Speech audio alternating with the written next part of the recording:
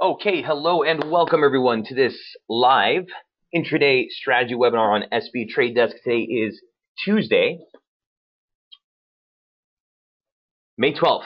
Michael Boutros here with you this morning. I love the morning comments, guys. Great to see you. JD, good morning. Terrence, Adria says morning. We missed you. Hope you had a great vacation. I sure did. Great to see you as well. Mark, Adria saying your RSI strategy I really like compared to MACD and SSD, even though they are helpful. I mean, they all have their different flavor, right? It's really just mastering one ring, really being able to utilize those triggers. So I'm glad that's working out for you. Mark, great to see you as well. Mr. Havermans. Stefan says, my main man, Magic Mike, audio good, video good. Thanks for that. Sandy and Bill, great to see you guys. All right. Well, we've gotten some nice volatility finally. It's been a slow start to the week. I'm not gonna lie to you guys. I really haven't been doing much on the scalp side of things. Obviously, the swing trades are also in focus here, but the dollar with a nice move here today, giving us that pop that we were looking for in the Aussie, giving us the pop. Actually, the long side for Kiwi played out pretty nicely last night. I kind of popped right in and out of that, scalped there right into that region of resistance we'll look for in a moment. Adria says, can you also look at your charts, emphasize the multiple 40 holds at 60 and 40, etc. It really helps. Many thanks so much. You're talking about the RSI strategy, 100%. And that's the thing that people will underutilize. You know, the RSI signature tells you so much more than just are we overbought or are we oversold. That's like the basics, right? If you go back and look at price action and what the RSI signature is doing, 100%. Those 40 holds, those 60 holds can really give you a tell on which direction the broader momentum push is going. So again, Adris, I love the feedback and I'm glad that's working out for you. So a quick look here at the dollar index to start things off. Here's what the broader performance looks like so far on the greenback. So you do see that the dollar is weaker against all its major counterparts today. Obviously, specifically the Aussie is strongest with a gain of 1.15%. Yen pretty much flat, on this session. But the two that we've been focused on, the Aussie and the Kiwi, both with a nice push here. Kiwi specifically coming off a major area of support. Now, again, the broader downside on these are still in focus. It's really this upswing off of support that we're looking for. So we'll take a look at both those trades in a moment. Before we do, quick look at what the equity market looks like right now as we head into the U.S. Open. Here's what's on the docket. So you look, you saw Asia Pac with a mixed performance. Hang Seng was actually down about 1%. In broader Europe, we are trading lower across the board. Okay, DAX almost 2% down on the session. If you look at the equity futures here in the United States, risk here is also to the downside. Looks like the Dow is almost down 113 points already. S&P down 12 handles before the open. Okay, so as we come into things, you see a weaker dollar. You see that risk is on the defensive. Okay, interesting dynamic happening. A lot of people who still are stuck in the mentality of 2008, 2009, stocks up, dollar down, dollar down, and vice versa. Not the play, right? Here they are moving in tandem, and the dollar's on the defensive. So let's take a look at some of the setups we've been following. At the end, a quick look at Aussie Kiwi. As you know, I'm long from 101. Mark, 100%. Yeah, remind me. I definitely want to take a look at Aussie Kiwi because actually those prices should start to diverge pretty closely here. All right, Aussie dollar. Here's what we're looking at on last night's scalp update. By the way, updating the charts last night, I noticed that the date said 5/8. Guys, at any point, if you see a typo in the date or anything, just pay attention to the charts. All our charts are tagged in time. So I do apologize about that typo. But Aussie dollar, here's what we were looking at last night. The 179.16 was a nice confluence region of a proposed pitchfork off the high. This started to get messy. This is off the lows. I'll show you in the live chart in a moment.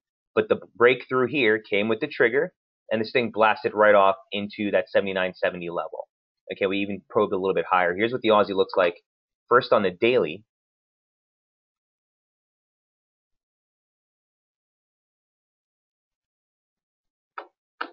Okay.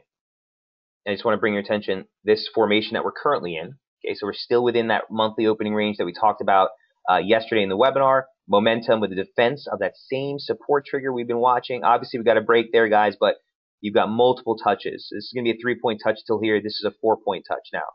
Resistance break above 60 is needed, and a push through 80.22, as we noted in the piece, would keep the long side in focus, looking for 80.67, 81.33. Here's what the scalp looks like right now. Okay, so that confluence region that we were looking at last night gave out as resistance. Momentum, like I said, gave us that topside trigger on the break. Didn't get much of a pullback until basically the opening range for Europe. And this was your opportunity to get long as it pulled back into like 79.25 against that major key region of support. So now that we've blasted through the opening range high for the week, that gives you a near-term upside bias, guys. Okay, I know that we always have to keep that the near-term focus is in play, right? So we are looking for a rally to sell with near-term resistance eyed at the 79.16 region. We blasted through that. The opening range broke for the top side for the week, and momentum after a 40 hold here is well above 60. So Adrius, again, taking the momentum signature into account here, try to give us a little bit more of a tell. Does shift the focus back to the upside after you broke that opening range high. So at this point, you're sitting, look for support around 79.70. Again, those Friday highs, an extension into 80.22, okay, 80.16 would have us again starting to look for some resistance and possible short triggers. Right now, to open up the session for the United States, here's what I'm looking for. Okay, there's a support trigger there. You have some divergence on those highs. On a downside break from a scalp standpoint, this is sort of the range you'd want to take into account. Okay, and you'd be targeting like 79.33 into 79.20. That same median line. Okay, which is getting kind of messy. Let me just show you what this zoomed out version looks like. So that's the scenario if the opening range for the US breaks to the downside. You look for a run into this region here. And again, that's where you want to be a little bit more cautious for any type of short exposure. But above 79.16, above this median line, again, shorts start to come at risk. So Aussie hasn't really been the preferred play. I think the Kiwi last night, although the range is a little bit tighter, did play out much cleaner than this. That being said, you're right in the monthly opening range. So just keep that in mind. From a scalping standpoint, we want to wrap up any long exposure near the 80 handle. On the short side, we want to wrap up any short exposure near the weekly opening range lows. All right, let me just jump into a 5-minute chart here, guys, to see if there's any triggers pending on the Aussie as we head into the US session. And again, some divergence into the highs. Any triggers in price? Oop.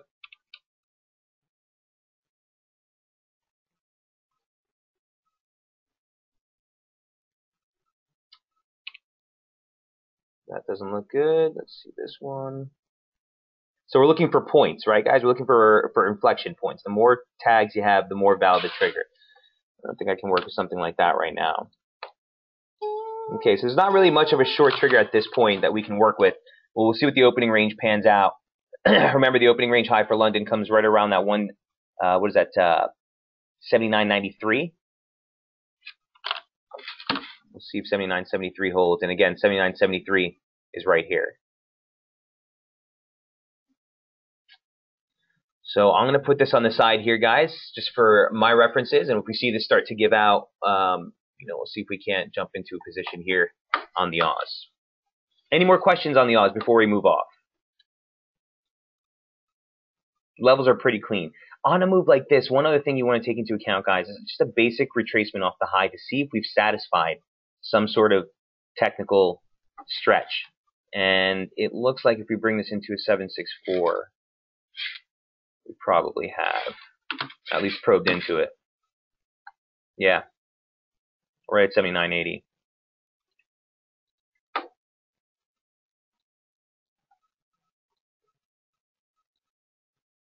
All right, so we'll see how the open looks for that. Mike, can you look at Sterling Key and Sterling Oz? I'm thinking long. Very nice. All right, Raj. Yeah, we'll definitely take a look at that.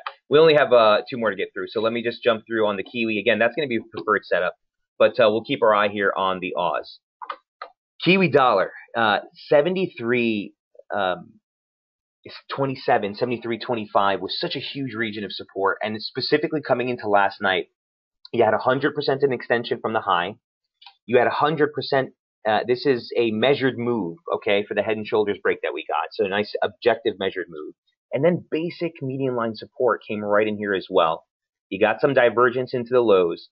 A trigger break taking you back above 40 in and of itself as you popped above the Asia Pac opening range gave us the long play. So here's what Kiwi looks like on the intraday. Real clean move, real clean move. And here is the confluence region I was talking about. So if I zoom this out a little bit, this is 100% measured move of the stretch here. Okay, not the head and shoulder, excuse me, the double top objective, right? You want to call this a triple top, you want to call it whatever you want.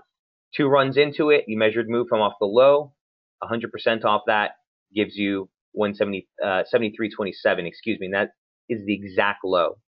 The 100% extension of the first wave down also comes in at 73.22. So you have a nice confluence region of Fibonacci support, median line support off the highs, divergence into a break.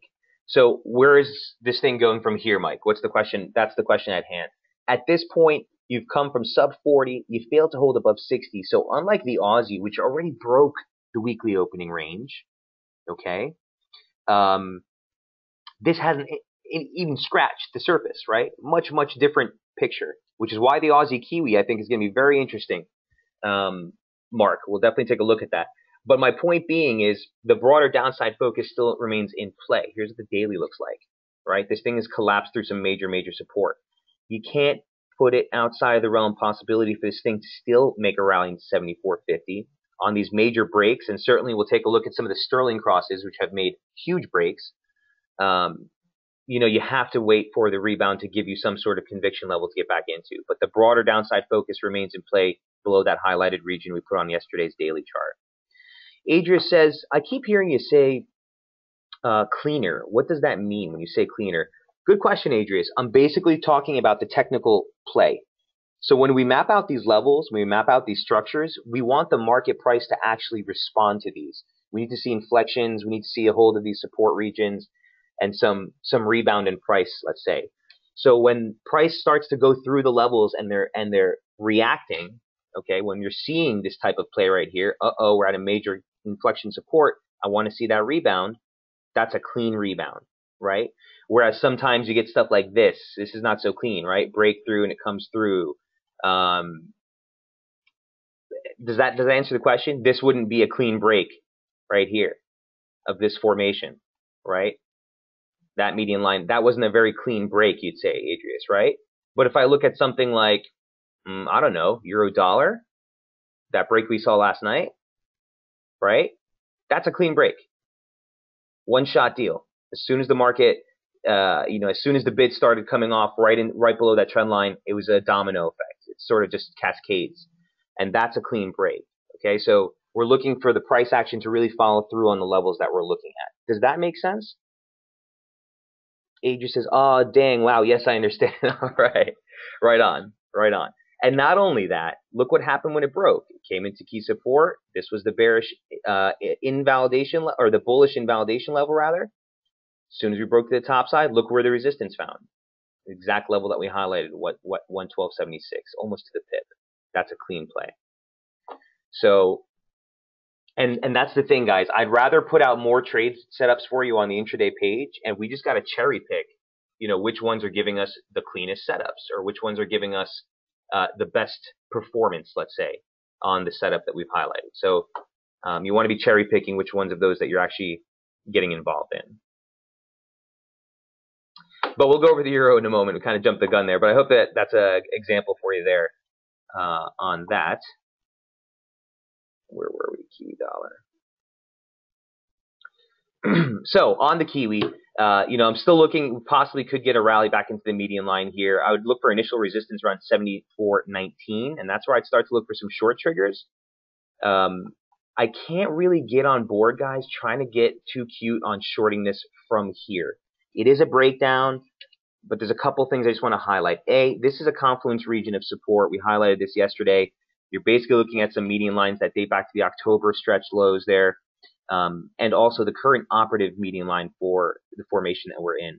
Aside from that, momentum just made a rebound right off 40, and that's not what you want to see if we're in full breakdown mode, right? Full breakdown mode, we want to just sail right through 40 like we did right here. Just keep going. You know what I mean? Something like this, yeah, you could see a rebound back into that trendline resistance or trigger there. Could take this right back into the monthly pivot. That comes in at 74.20. It's pretty close to the level we were just looking at. here, 74. Actually, it's the same exact level we're looking at. This is a former 618 off the high.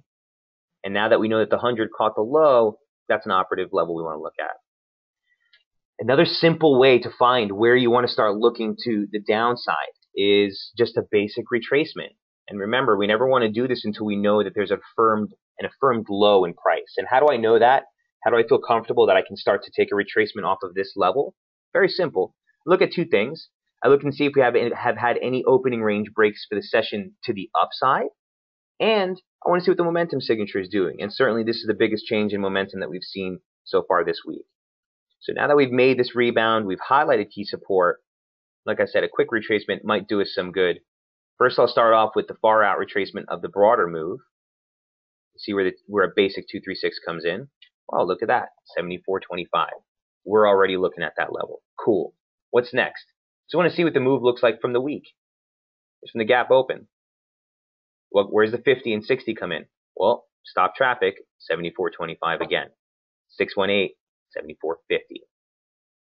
All right. So it's important to stay relevant with what near-term price action is doing. And the whole point of what I'm trying to say is these are the levels you need to look for as possible resistance and possible areas of entry for the short side again. And into that median line is what's going to change things for us. If we break above this region, you want to keep the topside focus in play. Essentially means we might have put in much more concerted low. That being said, heading into this region, I'm still looking for short triggers. I'm still looking for short exposure. But again, after coming off this level here, I'm going to kind of want to let this thing simmer off a little bit. Definitely the best performer as far as the scalp setups are concerned. The Kiwi and the Euro have been definitely the cleanest. Terrence says 2006 MLP. What does the MLP stand for, Mike? MLP stands for median line parallel. Yeah, guys, it's important that we all get on the same page with sort of the terminology so that when you're in these webinars and when you're reading the reports, it's second nature for you.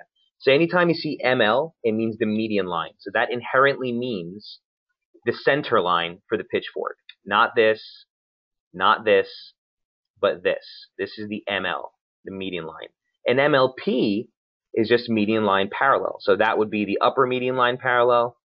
This would be the lower median line parallel. Make sense? It's just a lot quicker for us when we're typing out, guys, to throw in ML and MLP instead of writing out median line parallel every time. So want to be on the same page. Adria says, yes, all right. And so does Terrence. Okay, great. Thanks for the explanation on fibs, Mike, says Terrence. Yeah, anytime, man. You're in the right place if you have any questions, guys. I always want to keep the room open. Anything that we can clarify for you. If you have any questions on any of the stuff that we're going over, please feel free. Eileen says, and also, can you talk more about how do you think about what a good entry would be as you wait for the retracement? So again, the biggest thing that will near-term traders, people, or strategies like ours will not take into effect is time. So Eileen, the most ideal scenario is that you come into one of these regions of resistance and you either get an opening range for the session break to the downside with a trigger or an opening range break to the upside with a trigger. That's the ideal scenario, Eileen. So if you want to ask me about an example or a specific pair, I can kind of walk you through it. On a pair like this where we just came off support, the downside focus is in play, but I don't really want to press this from here just on account of the daily chart. I kind of think that this thing needs to give us a little bit more of a recoup just because of what we're doing in momentum as well.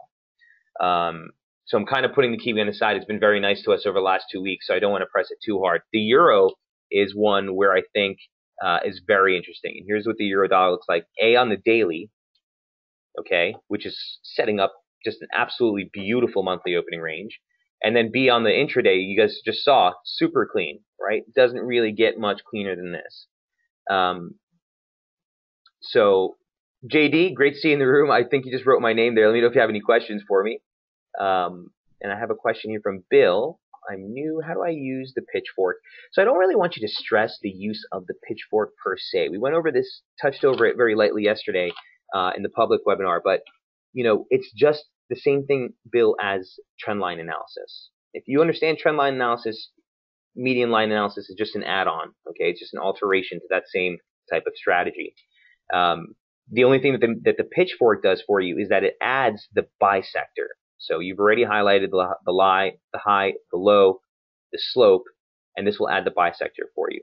Traditionally speaking, it's a 3-point reference tool, and it's very. The problem with it is it's very subjective. That's not necessarily a problem, but Bill, my point is it's more of a finesse type thing. I don't want you guys to stress necessarily the high, low, high. Okay, it's more that we're trying to get the gradient, or we're trying to find the slope of the market. So again, Bill, it's one of those things that as we go through, I think you'll start to pick up. But let me know if you have any specific questions as we go through that. Don't necessarily have a go-to guide on how to use Pitchfork. A lot of times, if you're using extensions or using Fibonacci expansions, it's the same reference points. But again, we really want to just stress the slope. Point being, for the euro, above 110.95 was the bullish invalidation level. Okay, and this was the region that we needed to focus on. That's exactly what the opening range opened up into. You had that median line support right off the lows there as well. A longer dated median line. Here's what this gray one looks like, guys. Just want to zoom that out for you. That's an MLP from the October, if I'm not mistaken. I'm sorry, December 2011 highs. You saw a nice pivot there. A little bit of a probe below here in the early January trade session, and then the break was the opening range high for March. It's a little feature that we'll leave there. We're not going to really stress it. We already have a lot of technical stuff there, but it's something that we're focused on. So coming into the start of the week, Sunday's trade session, we did make an opening range break to the downside, and this was actually a clear play because you got a 40 break in momentum. You have a very, very tight opening range for Asia, and it cleared the MLP off the lows. Okay, initial target 111.35, and this is where we were when we did yesterday's webinar. It was kind of just holding this low. We sat here all day. Yesterday, I tweeted out as this thing was pushing through, was updating the intraday charts as it pushed through the Asia opening range, right? Gave us a nice trigger in momentum. Initial target opening range high for the week, 112.76, and Friday's high is the bearish invalidation level. So now you're coming into a resistance region that if we break, you really start to need to look right back at 114 again. I don't have any exposure. For someone's asking, do you have any trades on at the moment, Raj? No, I don't. The last trade I took was actually the only trade I took this week was that Kiwi long last night. I think it was a very clear play on that move. But let's take a quick look at the 5-minute here for the euro. I do want to see what this looks like as we head into the U.S. session.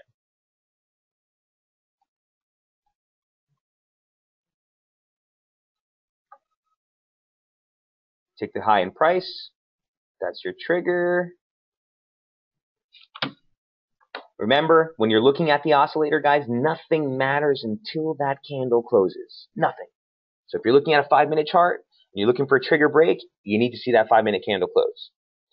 Okay? Unless it's an event risk break or the break has some push behind it, meaning you're already looking at the momentum signature just in fall mode like this, that's different. But typically, this is only based on the close price of the candle. So this thing could spike into a high, pull right back. This thing will look like it never even scratched. So make sure you keep that in mind. I think this is going to be a perfect example as we speak right now. It looked like it was breaking. Now here we are again. So make sure you're watching and keeping that in mind with all oscillators that you look at, guys. It doesn't matter if it's RSI, CCI, stochastics, MACD. They're all based on the candle close price, which is why it's very difficult to actually take a scalp off of a 30-minute trigger. These are here for validation. Okay, so when I take a trade like this, or when I'm watching this, I'm watching the 5-minute trigger. Once that gives out, I come back to the 30, and I want to see that 30-minute candle close and confirm the trigger break, right? Because it doesn't matter what I see here until that 30-minute candle closes. And if I wait for that 30-minute candle to close, I will have lost a lot of the range I'm trying to attain, right? Do you look at a 1-minute candle, or when do you look at a 1-minute candle? Stefan, I'm very dynamic, so I'll be flipping through the charts all the time. Yeah, sometimes I'll jump into a 1-minute chart for actual entry. I won't really watch this too much once I'm in the position because it'll start to play tricks with your head. And just trust me, from someone who watches charts all day long, that's the last thing you want to do. So I don't like to look at this too much when you're actually in the position, but yeah, I'll definitely take this into account. I'm looking at the same exact things. I'm looking at momentum. I want to see 60 turns ahead of momentum. I want to see multiple 40 breaks. And sometimes when you're watching the opening range for the session, a 1 minute chart can be a little bit clearer as far as trying to ascertain that. Does that make sense?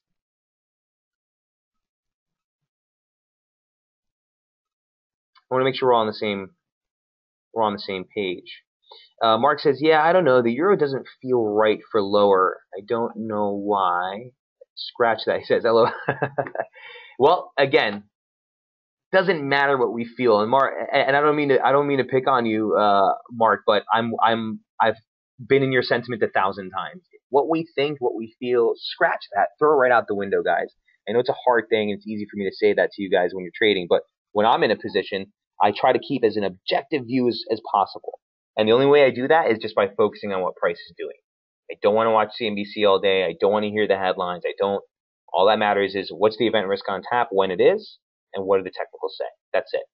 So, listen, the euro short story has been a very,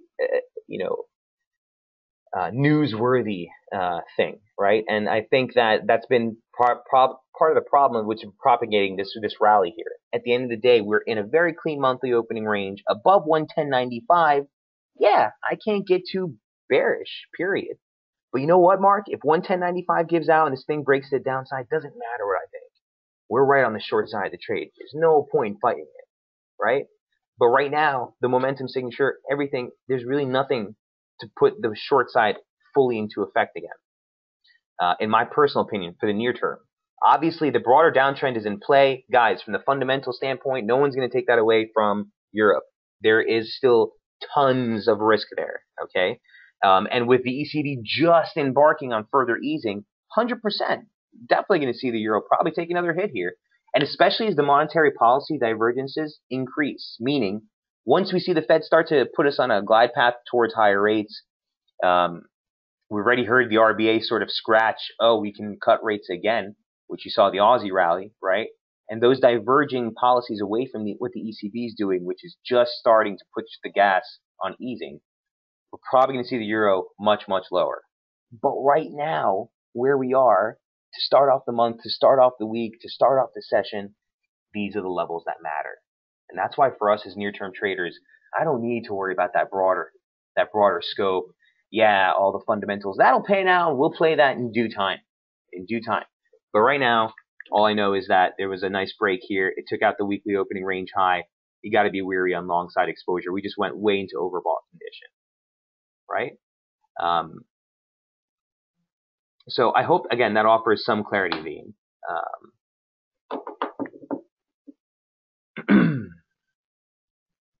Okay, give me a second here. There's a lot of questions coming through. Love the comments here, guys. Really active with you today. So give me one moment.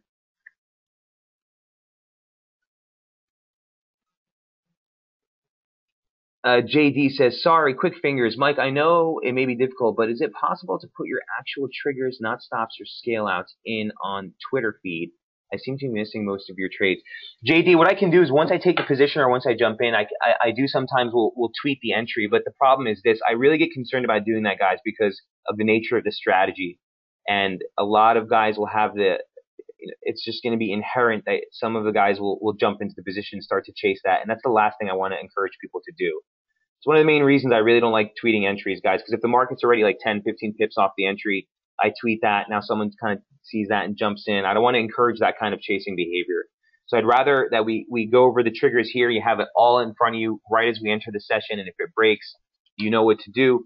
Having said that, I will try to put a little bit more on the feed for you, JD, to give you guys some more clarity, let's say. But Stefan says, yeah, the entries totally agree. People will start chasing. I'm well aware, Stefan.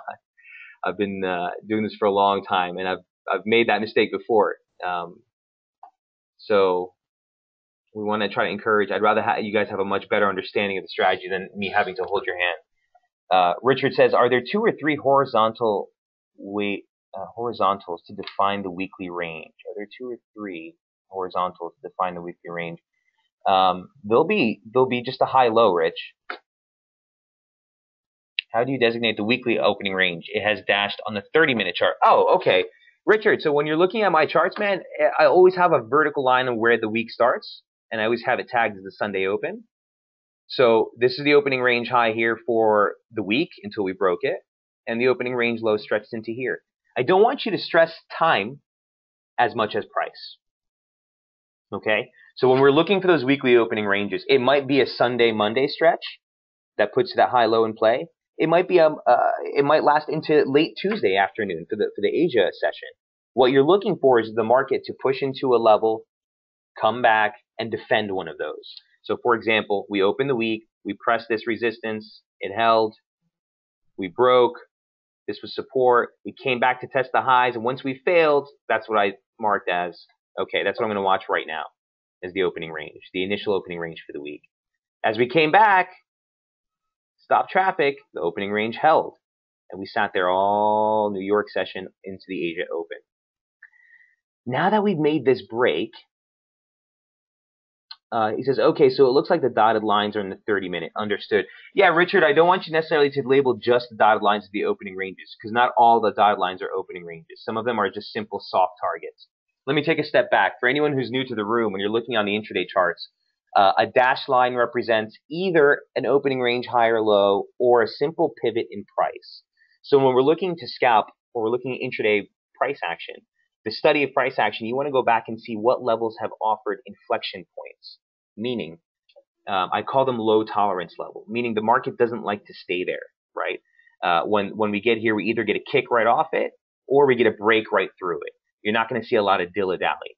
And when you find those levels, those really low tolerance levels, you kind of just want to highlight them as soft targets. This is where you want to maybe take a little off the trade. Maybe this is where you want to bring in your stops a little bit. And typically, this level will always be somewhere in the range of the quarter ATR that we're looking to attain, right? So, Richard, if the gap from 112.75, my next key level really is until 113.90. Am I going to tell you to hold a 110 pip run here on a 35 pip scalp? No.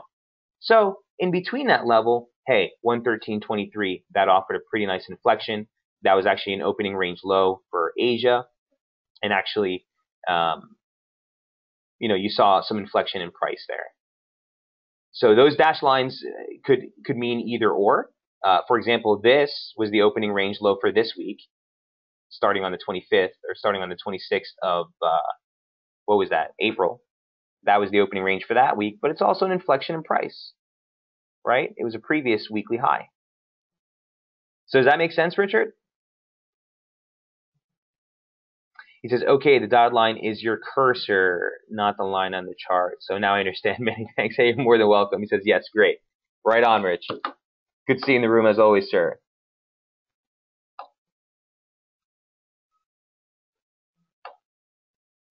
Eileen says, I'm still having trouble deciding to enter as I flip the charts. Yeah, I want to learn to catch the good entries on my own rather than the tweets. And Eileen, that's my objective here. Again, I'll try to give you guys as much as I can as always, but I'm always mindful of not steering you in the wrong direction and encouraging bad behaviors, because it's a quick way to really make a mess of things. Trust me. Mike, are there any pairs that you don't even bother to look at? Terrence, that's completely based on the technical play. And when I say that, I just mean when I look at the chart, as we said to Adrius earlier, when we were talking about what's clean and what's not clean, if there's clarity in price action, I'll trade anything. Right?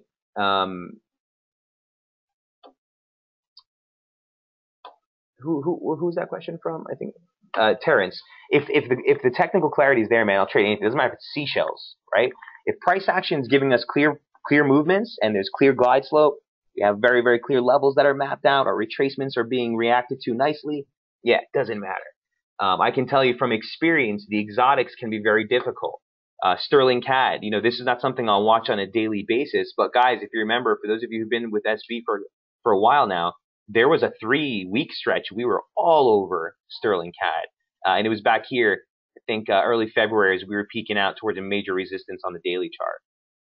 And a beautiful trade. Why? Nice wide range. Looking at about 50 pips per scalp. So it's a beautiful play when it's clean. Then sometimes you get stuff like this, a couple of breakouts to the downside, that fake out. And then obviously on the turns for the exotic are very, very difficult. So it depends where the trade is, Terrence, and it depends how clean the technical structure is. But that's certainly something that you want to take into account. All right, so those are the three featured scalps on the intraday page. I haven't really been putting on the radar, guys, over the last couple of days, just because honestly, this is just not the best environment. We're just starting off the month, and we had all this major breakouts. You kind of need to wait it out. This is actually the really ideal time for some swing setups that are playing out nicely. Adrian says, learning RSI method really helps to see the triggers yourself. Amen. Awesome. I appreciate that. Okay. Hey, Roseman, Jamal, great to see you. Says he just joined the webinar. He just wants to take a look at the dollar index real quick. Sure. So we're looking at support. Remember, before anyone starts to say the dollar's breaking down, I know we broke the opening range low for the month, but guys, we talked about this yesterday in the webinar and last week. Although the opening range for the month comes in right here at 11,760, we need to be mindful this is support, okay? And nothing, let me put this on the record, nothing supersedes basic trendline support and resistance. Nothing. I don't care if you're looking at fibs, momentum, stochastics, nothing.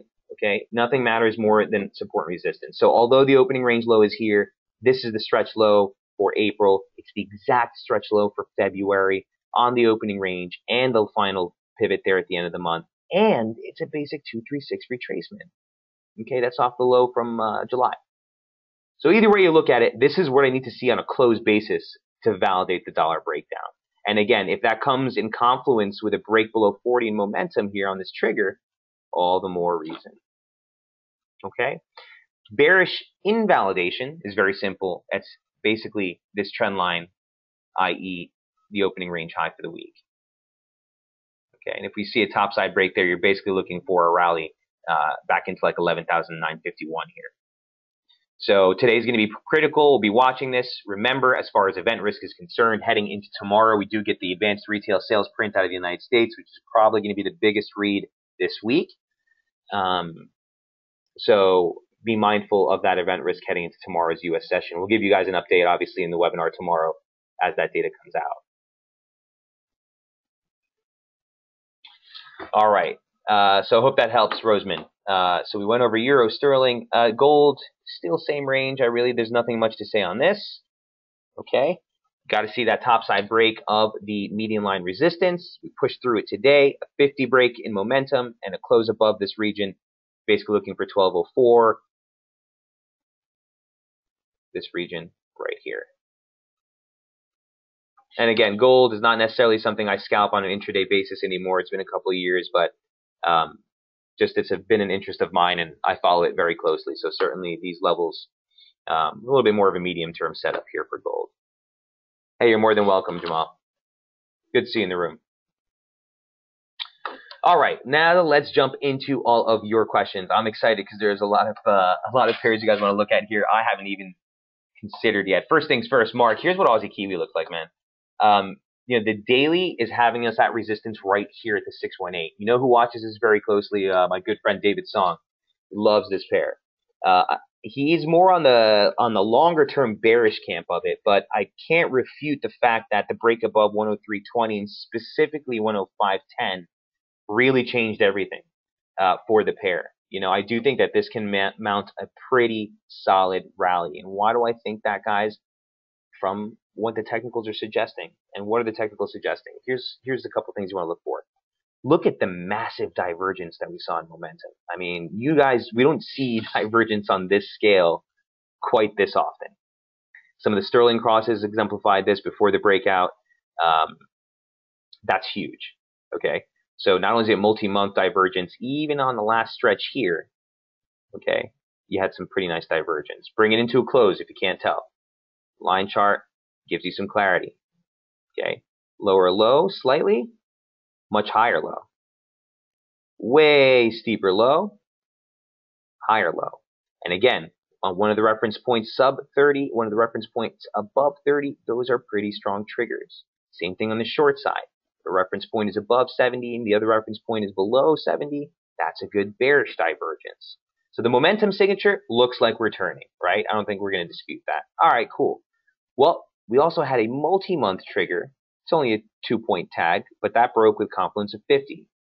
Well, that's interesting because that break actually broke the April opening range, which gave us the initial long bias into the close of the month. Cool.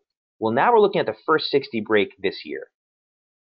What happened the last time we saw this come from oversold to make a 60 break? Well, let's go back and look. Well, it was right here. That break gave us a break of the May opening range and saw another 2 weeks of rallying for another, well, let's just use the close of that session. 106 basically into 110. I'm sorry, 109.16 to 110, 40, 70 pip run. The 60 break here has already extended, a couple of hundred pips here from 106.16 to 108. My point being is this: the top side, I think, at this point is really risky to continue to favor the longs. I'm not necessarily a fan of being too aggressively long Kiwi, which is why I'm not crazy about jumping on the short here yet. But I do think that the stretch here quantifies something very important, a major breakout in Aussie Ki. So on this type of trade, you need just to wait for the pullback. And I hate to say that as a near-term trader, but you guys, the discipline is the discipline. What I want to do and my excitement to want to jump for the position should not matter at all. From here, I just have nowhere to put a stop. There is no type of validation of where to press,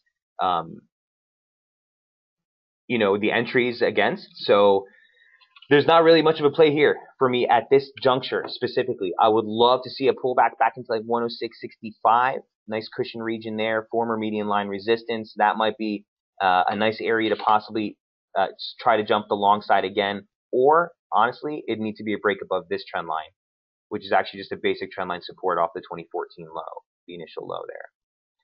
So let me highlight this for you. By the way, again, for anyone who's new to the room, remember, you can always take a snapshot of any of the charts that you see here on the webinars for myself or Jamie by clicking on the camera.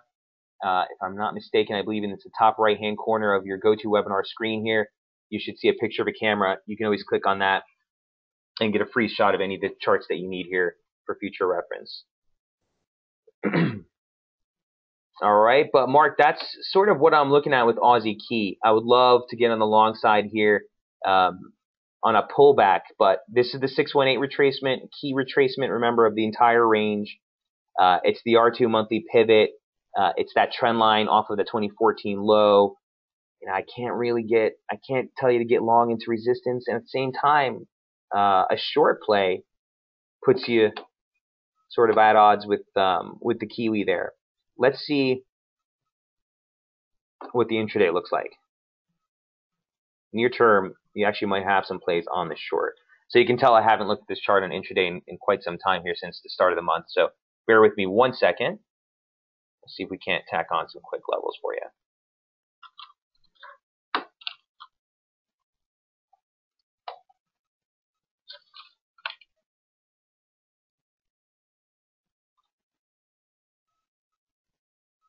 Okay, that retracement is null and void. Don't need that.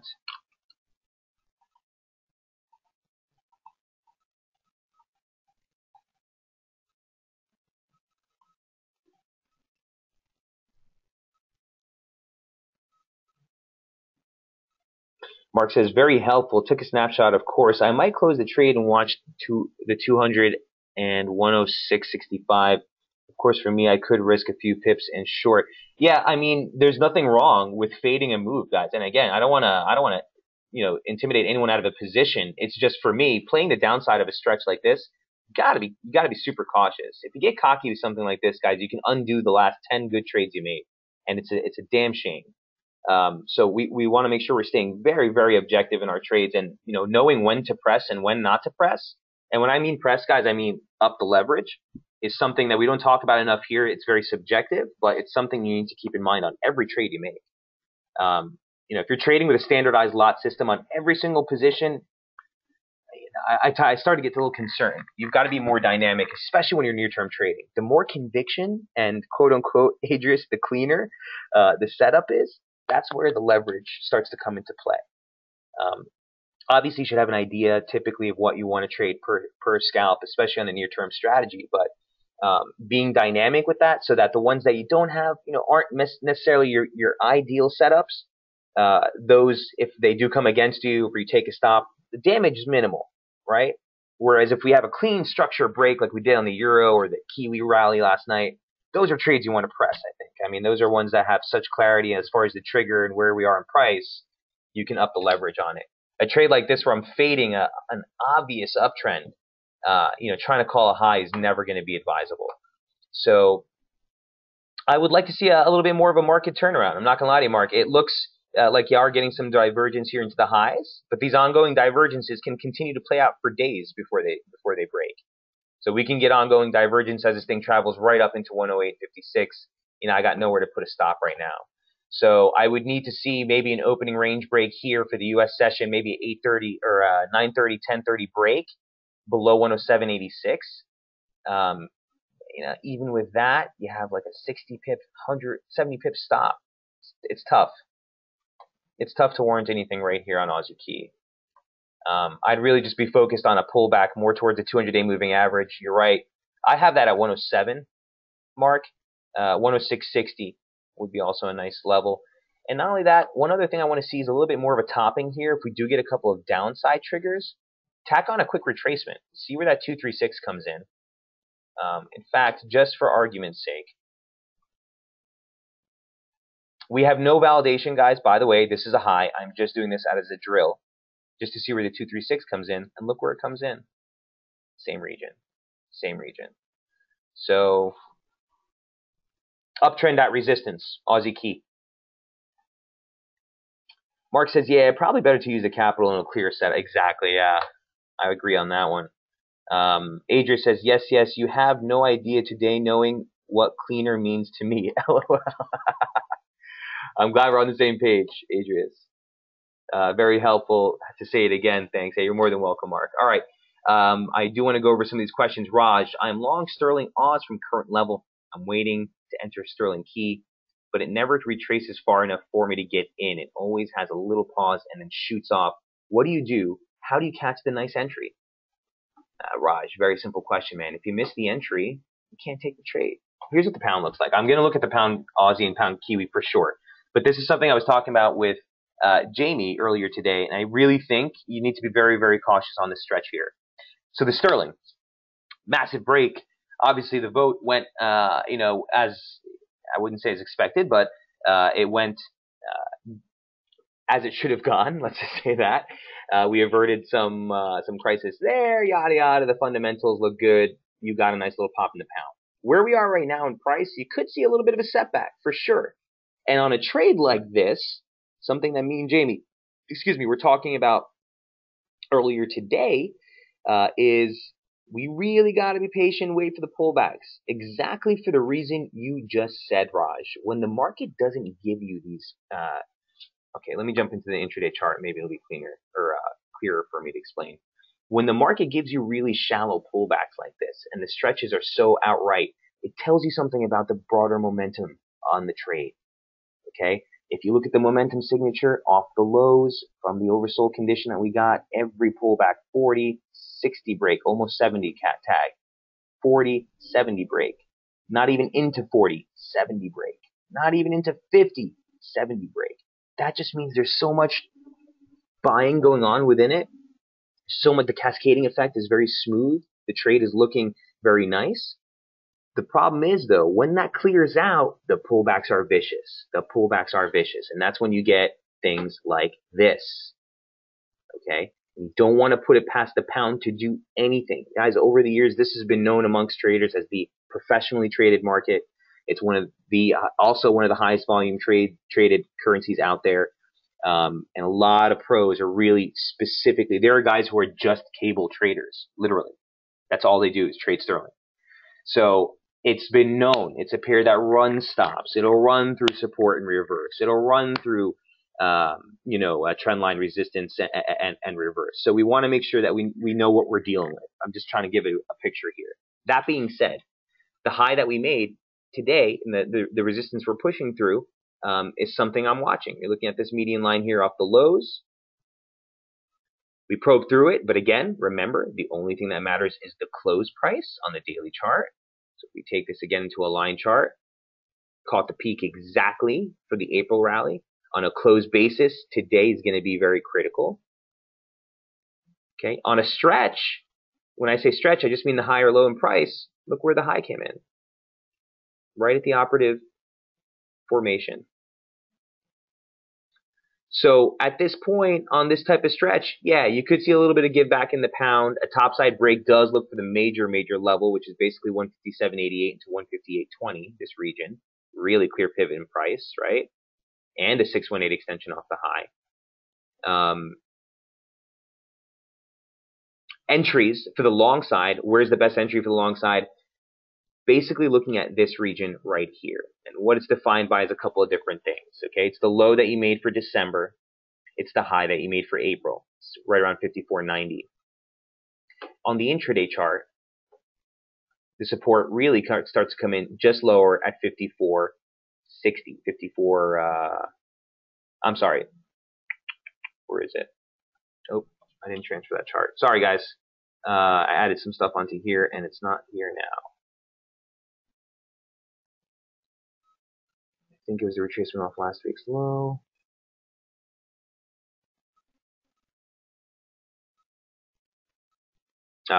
Okay, 38.2 comes in at 54.70. The point being is this, guys. You want to wait for a much more stronger pullback. And this is sort of the region that we want to look at. You had former trendline resistance. 1, 2, 3, 4 touches. Break. That should be support. That comes in around 54.60, 54.70. Obviously, we just talked about 54.90. And this would be a nice area. If we pull back to, we'd start to look on the long side of the trade again. So it's very similar to what we just talked about in Aussie Key. It's an uptrend at resistance. Do you want to play the downside? If you're nimble enough, playing half leverage, yeah, on a downside trigger, if we make it below the opening range or you get a clear-cut trigger in momentum, sure. Wouldn't get overzealous. Remember, quarter of daily TR is about 40 pips on the pound now. Broadly speaking, you're probably in a better off situation waiting for a more steeper pullback to get back on the long. But pound could really rip, guys. It could really rip. I mean, it's a pretty clear reversal. Talk about some of the divergence that we talked about earlier in Aussie Key. It's all right here too. Divergence into the lows. One below the extreme, one above. That started back here. You got it again into the March lows. You got it again into the April lows. More divergence. Trigger break to the upside. This is the first 60s break that we've seen in the pound. I think we went over this yesterday. Since June, but it's been multiple years since we've seen it from the oversold condition into 60. So that's something I think we want to respect. This is really the broader structure that you're within. From a scalp standpoint, there's really not much for us here. It's why we haven't put it on the intraday page. But this is what I would be looking at if I felt compelled to trade the British pound. Any questions on the pound?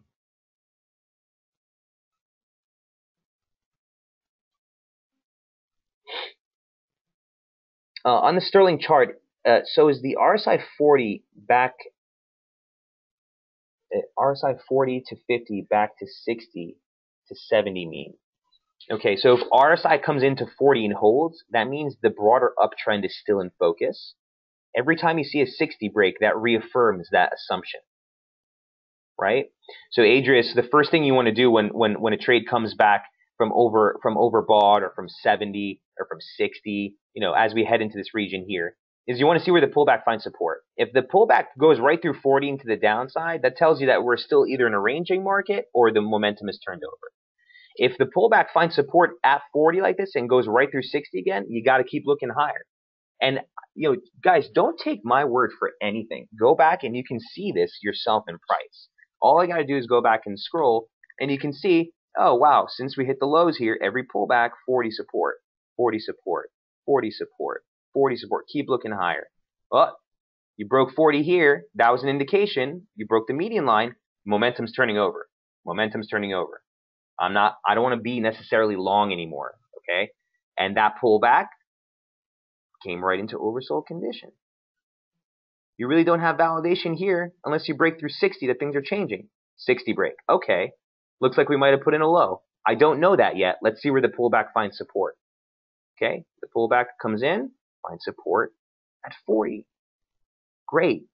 We just went from sub 30 into overbought condition, and when we came back, we found support at 40. Want to keep looking higher. Great. Where'd the pullback find support? Ahead of 40. Does that make sense? Kind of just walking you through this. I hope this is helping. But that's how you use the 40-60 rules there in momentum. And again, it's not always going to work. There's not 100% anything in trading, right? We want to look for tendencies. We want to look for when is this more probable to happen necessarily than cause and effect. Great questions here, guys, today. Great questions. Thanks for the sterling caution. My past is riddled with huge wins, but more huge losses with the pound. Yeah, and that's the thing, guys. It's one of those markets. You know, some people say it's the old saying we have on the desk: the pound giveth and the pound taketh away. It's one of those pairs you have to be a little bit more cautious on. Adria says, this is my special video. I will view this over and over again. I appreciate it, guys. I'm really happy that that's been helping. Stefan says, big tip on the 40-60. Great explanation. Again, cheers. The 40-60 rules, by the way, these are tendencies that we talk about all the time in momentum. It's something to keep in mind, guys, that it actually tends to work a little clear on some of the commodity pairs. If you go look at the Aussie, the Kiwi, CAD, the same pairs that tend to like the 88.6 retracements, sometimes can be really nice 40-60 tells on the momentum signature. But it's the same thing even with the daily charts. So it's rules and sort of tendencies that we see in the momentum signature, irrespective of time frame or scale. So I hope that helps. Sterling Oz and Sterling Key, haven't forgot about your odds. We're running low on time, but I gotta look at these. Listen. You are long Sterling Oz from current levels. Yeah, I can't necessarily advocate. Let me see Sterling Oz real quick. All right, Sterling Oz is a little different. Sterling Key, I can't advocate doing anything with, guys, especially from a long-term or especially from a short-term structure. This is something even a scalper like me won't touch. There's nothing to do here but buy in the dips, and there is no buying on the dips unless you have a conviction stop. So for me, there's really nothing I can do. I've missed the trade. I got to bite the bullet. I got to sit on my hands, accept that fact. You're going to miss trades all the time, especially near-term traders like us. There's so many opportunities. If we start kicking ourselves for trades we've missed, there's going to be a whole lot of kicking, okay? So we just got to make sure we're staying as objective as we can. I'm not even going to start doing fresh stuff on this, Raj, just because, again, it's so stretched out, man. Let me just look at the near-term chart for you. Sterling Key. I'll see if I can put something together for you and tweet it out. But on a stretch like this, it's sort of you're in the trade or you're not. Anything beyond this point on the long side, in my humble opinion, is chasing. And on a scale where you're looking at a trade that has a 60 pip quarterly ATR, it's a trade that if you're wrong, it's going to hurt. It's going to hurt way more than a Kiwi scalp will or an Aussie scalp. So you've cleared the 2014 high day close. You've cleared the 2015 highs.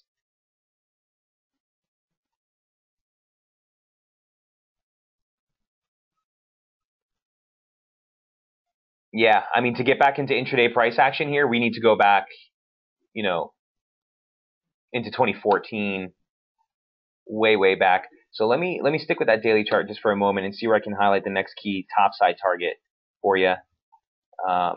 Certainly that extension here is kind of just staring at me in the face. Just want to see what this looks like.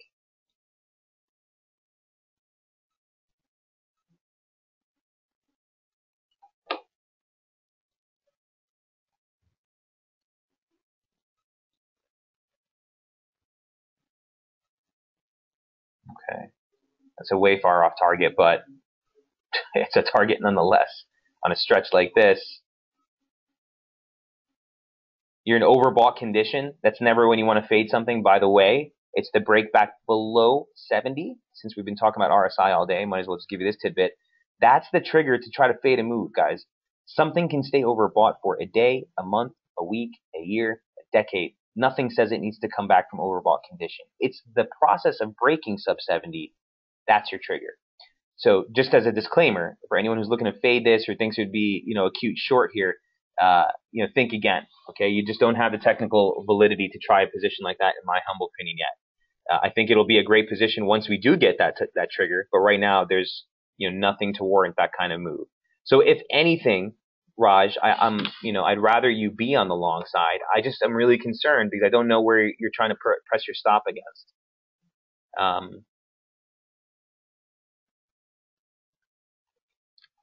The only thing you would probably even want to try would be a stop against that 211.10, but that's way far off from where you are right now in price action, well over 60 pips.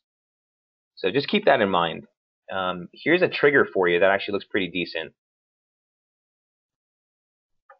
That just gave out, right? So actually doesn't look too bad. I would have your stop, I guess, if you got in from current levels, I'd have it below the opening range low for Europe. So let's just bring that up.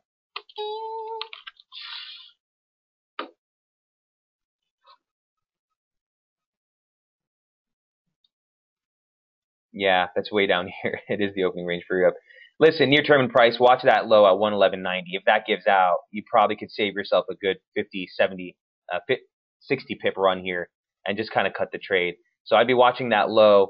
And if we break through 1 or 213.12, if we break through the opening range or the highs for Europe, at that point I probably just want to bring my stop to break even and see if you can get the stretch. But that's what I'd be looking at. The momentum signature does look good.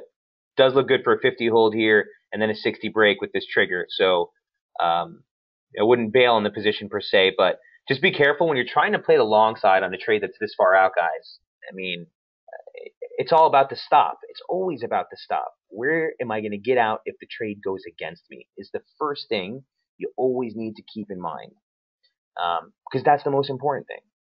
So Adria says, tell Raj to leave the wild bird alone. Raj says, I'm not long on this pair, but I'm watching for the pullback to get long. Only long on Sterling Oz. Okay. So I might have reread that wrong, Raj. So that's what I'd be looking at here for Sterling Key. I completely agree. Wait for the pullback. Sterling Oz is a little bit different in that the pullback has already seen a nice little rebound already, right? The low is 196 essentially. You're already 90 pips off that low. Obviously, these pairs have massive ATRs right now, so even on this, basically, you're looking at 55, 60 pips per scalp. But all validated to the upside on the opening range for the month, but not necessarily momentum. And that was my concern here on Sterling Oz. And again, guys, when these come into focus, we've had these on the intraday charts before. Again, guys who have been in SB, you've seen all of these pairs before on the intraday page. It's not there now. It's because it's just not really something that's clear enough, that's clean enough for us to get our heads behind. That being said, this is an area I'm definitely looking at. Okay, just above 98 handle, just below 99. That median line confluence. You also have the reversal close day. Okay, so the day that we reversed off the highs, the next day we made that inside candle. The close of that session comes in at 198.22. The high day close is 198.87. It's exact 138 as well. Really clean levels up here and major critical resistance. To get back on the long, the swing side of things would need to wait a pullback into this low or into the former opening range high. From a scalping standpoint, the opening range low break for the week would actually put us a little bit more in the bearish camp. Here's what it looks like since the start of the week. Here's your weekly opening range low. We'll put that in red. We'll see how this pans out as we head into tomorrow's webinar, guys.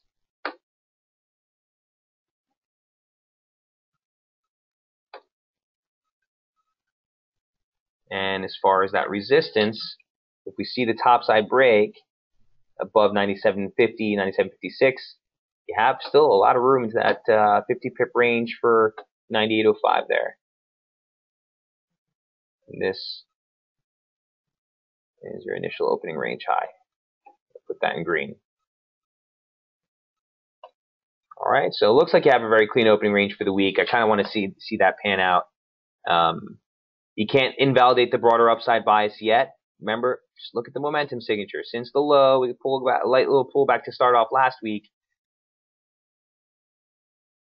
40 hold, 60 break, 70, you're free. Up to the upside. Keep buying on the dips. Keep buying on the dips. Keep buying on the dips, right? We're still here at 40.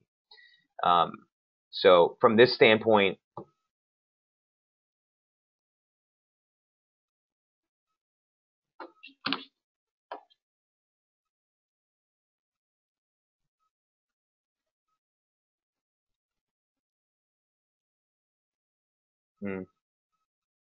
not the cleanest.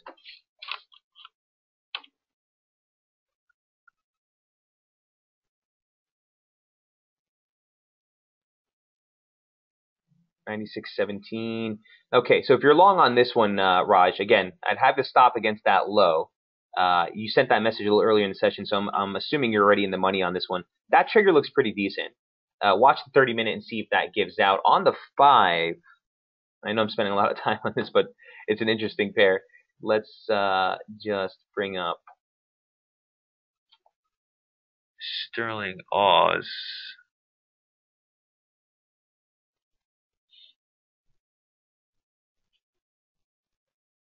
Yeah, you had a momentum trigger right there too. Not bad. Not bad. After a 40 hold, and here we are mounting 60. Looks pretty good. Looks pretty good. Again, if you're not already in the trade, I wouldn't do anything here. But if you're already in that trade, watch us clear the 97 region. Really, I mean, if you clear 97, which is the opening range high for Asia, or Europe rather, in and of itself, you're probably looking at a run right back into those highs. But where should I take target? So I'd be initially, I'm not sure where your entry is, but I'd initially be looking to do something at that high at 97. Maybe bring your stops in, or at least take off a quarter to trade. I really would take off the majority, or 3/4, a half, whatever. Again, I can't tell you what to do on the leverage side. That's going to have to be you, Raj. But 97.66, the highs for the week, is another area I'd operate something on. But the major resistance is 98. I mean, 98 into 98.80 is huge. That whole region is riddled with stuff. So it's important when you jump into a position, you have the idea of what you're looking to do with it. If you're starting it off as a scalp, Raj, every 55 pips, you should be doing something, period. You should be taking something off, bringing your stops in. If you're taking it based on a swing setup, or you're taking it based on a larger range trade you're trying to make, then yeah, look for 80 on this stretch. But I don't know if you want to look for 80, 130 pips, with a stop that's just against the session low. That's not a strategy you're going to want to work with. All right.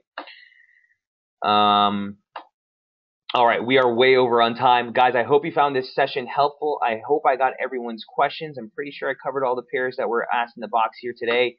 We'll be back on board tomorrow and Thursday, same time, to go over all the setups that we have on the intraday page and relevant price action. As always, we'll keep you updated on the SB Squawk, guys. And again, best of luck trading. We'll see you all tomorrow. Cheers.